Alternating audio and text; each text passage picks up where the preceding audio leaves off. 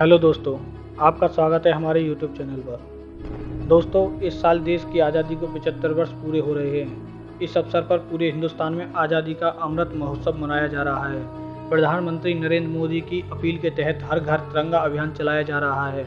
लोगों से तिरंगा फहराने की अपील की जा रही है, लेकिन इस तिरंगे के पीछे की कहानी बहुत लंबी है। बीते 116 सालों में देश में 6 बार झंडा बदला गया है। आज़ादी की वर्षगांठ पर हमें यह जानना बेहद जरूरी है कि हमारा राष्ट्रीय ध्वज की इस यात्रा में क्या क्या अहम पड़ाव रहे और कब कब क्या क्या बदलाव हुए। आखिरी बदलाव 1947 में हुआ था। आइए जानते हैं यूनियन जैक से तिरंगे तक का पूरा सफर।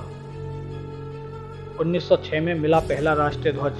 भारत की आज़ादी की लड़ाई जैसे जैसे तेज होती जा रही थी, क्रांतिकारी दल अपने अपने स्तर पर स्वतंत्र राष्ट्र की अलग पहचान के लिए अपना झंडा प्रस्तावित कर रहे थे।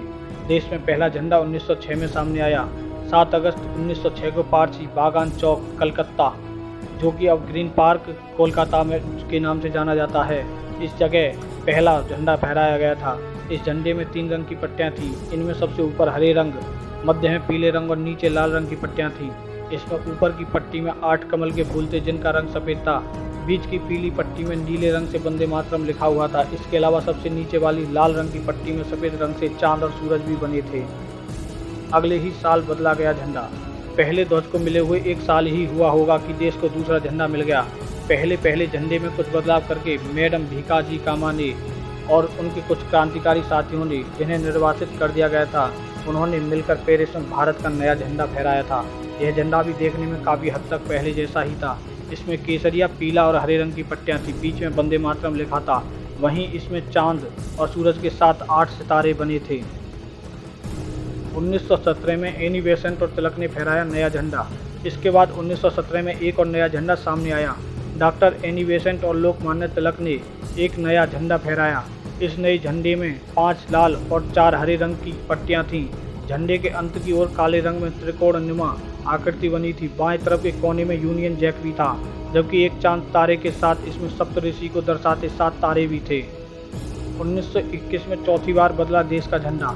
इसके बाद 1 दशक बाद 1921 में ही भारत को अपना चौथा झंडा भी मिल गया। अखिल भारतीय कांग्रेस कमेटी के सत्र के दौरान बेजवाड़ा विजयवाड़ा में आंध्र प्रदेश के एक व्यक्ति ने महात्मा गांधी को एक झंडा दिया था। यह 2 रंगों हरे और लाल रंग का बना हुआ था। गांधी जी ने इसमें कुछ बदलाव करवाए। उन्होंने इसमें सफ़ेद, हरे और लाल रंग की 3 पट्टियां लगवाई थीं। वहीं देश के विकास को दर्शाने के लिए बीच में बड़ा चलता हुआ चरखा भी बनाया गया था। 1 दशक बाद 1931 में फिर बदला राष्ट्रीय ध्वज।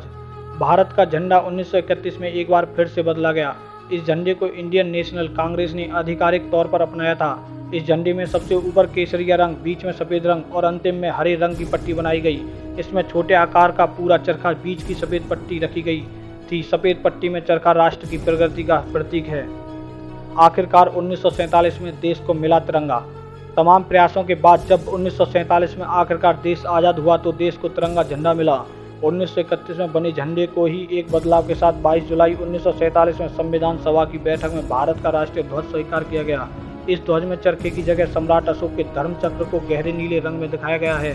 24 तीलियों वाले चक्र को विधि का चक्र भी कहते हैं। इसे पिंगली वेंकैया ने तैयार किया था।